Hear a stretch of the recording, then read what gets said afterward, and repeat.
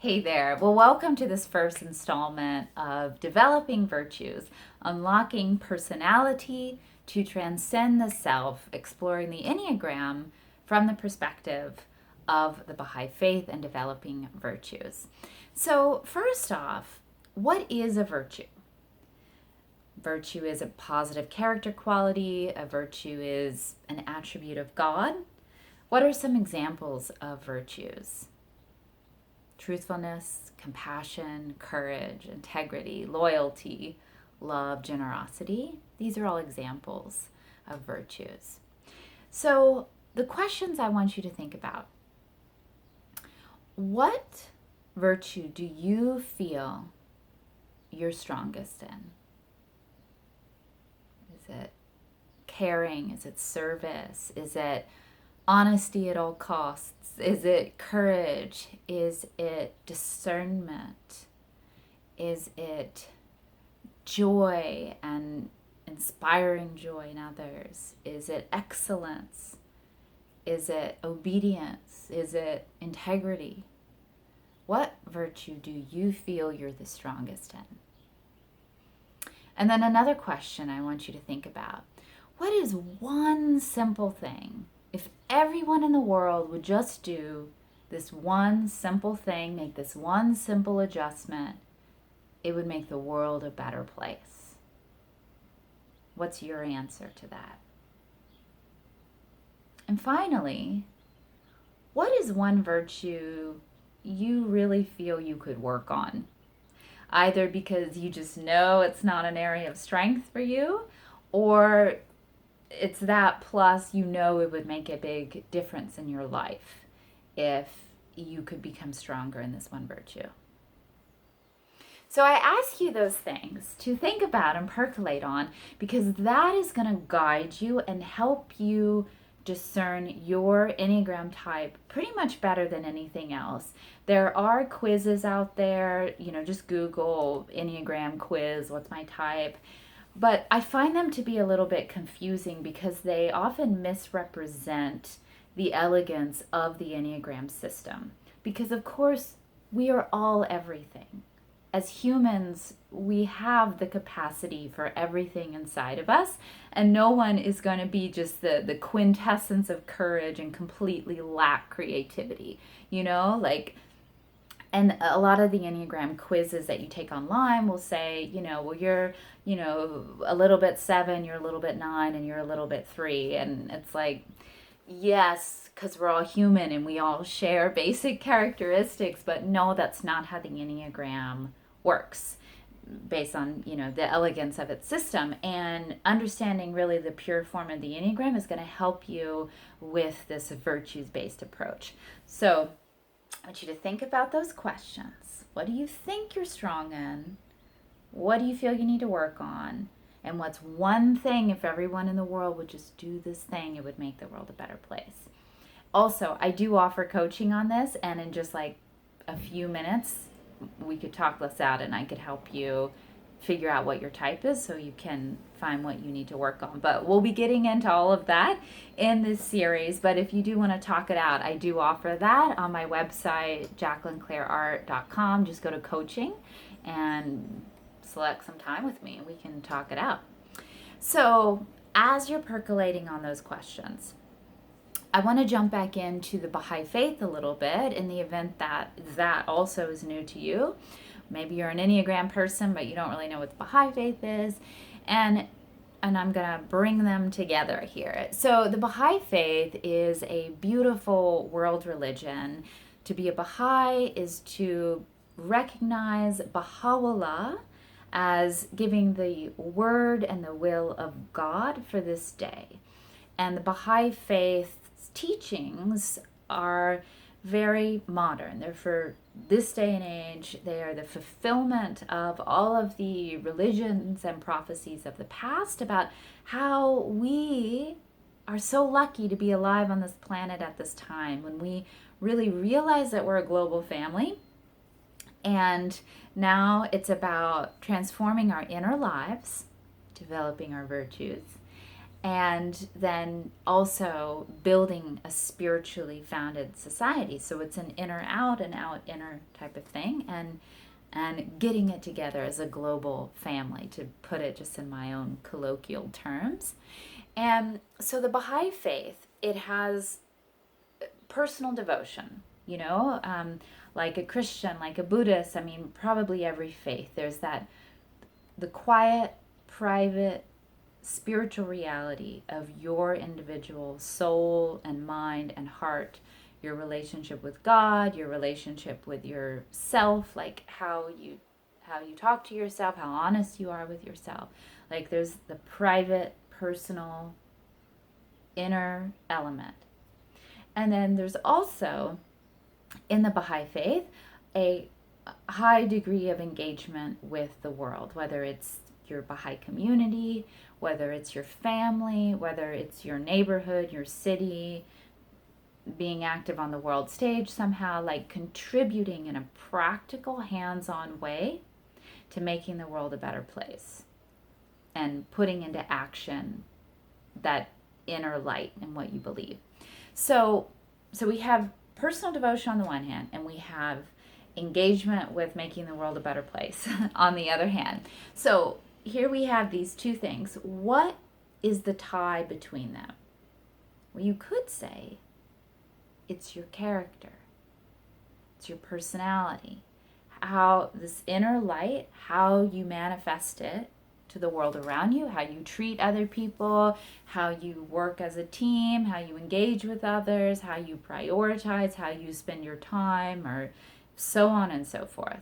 So that's where it comes back to this idea of virtues and character and personality, and getting to know a tool like the Enneagram to make the most of all those things, and to make the most of our precious time on this planet, right? So I wanted to share this beautiful quote from the Baha'i writing. So Abdu'l-Baha is one of the central figures of the Baha'i Faith, and he was asked, what is the purpose of our lives?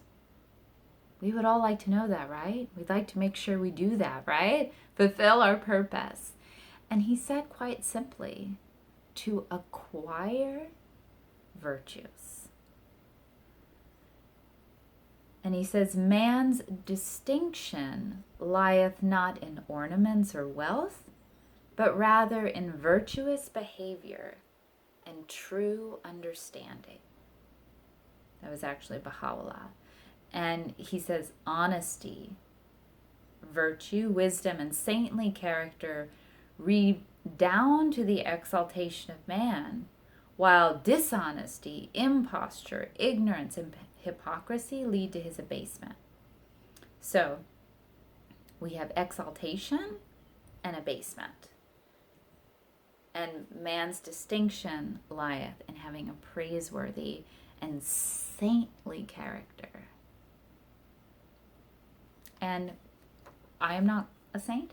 I'm not claiming to be a saint, and I'm not claiming to fully actualize everything that I am sharing with you. Obviously, there is a two-way learning going on here. But I think it would be helpful for this exploration to not think of sainthood as something entirely unattainable. Maybe sainthood is just a fully integrated personality and character that manifests to the utmost degree that they're capable all of the virtues. Because it doesn't help to make things too top shelf, or it's doesn't apply to us. Let's say it applies to you. Okay? So how do you go about acquiring virtues? I mean, part of it, we hope we're just naturally getting better in life, right? We're, hopefully yesterday was better than the day before, and tomorrow's going to be better than today. But sometimes that's not how it happens, and we need to be kind of intentional and systematic about it and reflect on our behavior. The Bahai Faith says call yourself to account every single day, whether that's super formal, like you journal about it at nighttime or in the morning, like how did I do yesterday, what did I do well, what could I have done better, or if it's just kind of that inner talk, little chirpy voice coming like, you know, maybe that wasn't so kind what I said to that person. Maybe I took out my impatience on that clerk at the grocery store, and maybe I need to work on patience or tact or whatever. Maybe you pray and ask God for help. Maybe you have meditation tools or self-soothing tools just to help you not be progressively more tense where you're in a place to act out. Maybe you use something like the Virtue Project Virtue Cards.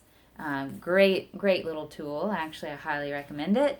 And, you know, you just pick something randomly, or maybe you think about it ahead of time and say, oh, I'm going to work on mercy this week. And it has a little checklist, and you put it on your fridge, and, you know, maybe you do it like that. And these are all really great ways. And I think different tools help different people and apply at different times. But here we come, zooming in to the Enneagram and why I'm sharing it with you. Because the Enneagram is this existent tool to use to really get to know yourself, your strengths, your weaknesses, and identify your own red flags. Because even our natural virtues can be a hindrance to us if we lean on those virtues to the extent at the expense of developing other ones, right? If your thing is just like to serve people and make people happy all the time, and you do it to the point where your relationships become dishonest because you're not being fully honest about your feelings about things, you're feeling depleted or deprived, you're letting that wonderful strength become a vice. And on the other hand, the Enneagram can also show us what virtues we can focus on that will help us integrate many other virtues kind of effortlessly. I know that sounds like a taunt, but it's true. Like, you focus on your level of integration, your direction of integration or exaltation, like Baha'u'llah said, and it'll help bring all those other virtues along. That's my story, and I'm sticking to it.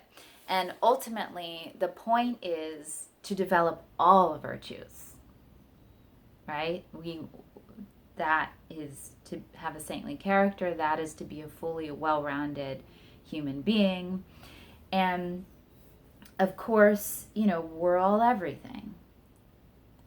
We are all everything. But I am going to leave you today with this quote, again from Baha'u'llah. The purpose of the one true God in manifesting himself is to summon all mankind to truthfulness and sincerity, to piety and trustworthiness, to resignation and submissiveness to the will of God, to forbearance and kindliness, to uprightness and wisdom. His object is to array every man with the mantle of a saintly character, and to adorn him with the ornament of holy and goodly deeds. In this context, a mantle, though it is symbolic, a mantle is not the shelf over your fireplace.